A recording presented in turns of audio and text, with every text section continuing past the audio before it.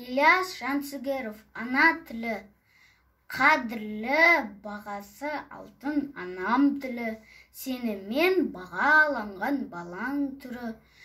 4 бөліп түн ұйқысын жұбатам деп, сенімен әлдиленген анам мені.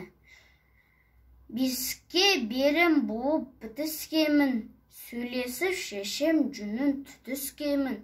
Апа деп, деп, жылап аузында ашып, емшектен еңбек қылып сүт ішкемін. Маңымды сеніменен танығамын, сеніменен қуанып налығамын. Дене ауырлап, жан жалқау тартқан шақта, деп шаршап демалып шалығамын.